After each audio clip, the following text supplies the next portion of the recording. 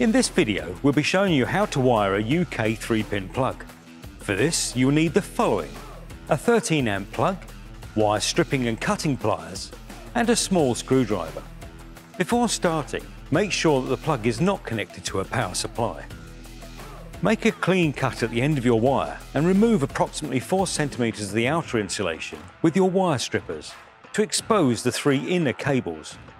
Now trim the length of the brown live wire down by around 2 cm and the blue neutral wire by around 1 cm. This will stop the neutral wire from being crushed and ensures that the live wire is the first to be disconnected if pulled.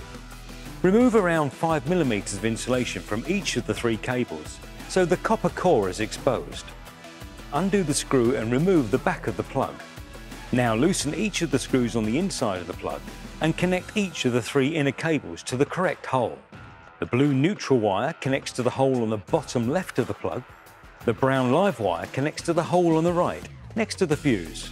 The green and yellow earth wire connects to the middle hole at the top of the plug. Tighten the screws over the exposed copper to ensure there's a good contact with the metal. Gently pull on each wire to ensure the wires are securely held. Once all the wires are connected to the correct place, secure in place with the cord grip at the bottom of the plug. Now check the fuse is the correct rating for the appliance it's fitted to. Finally, put the back of the plug back on and tighten the screw. The plug is now ready to use.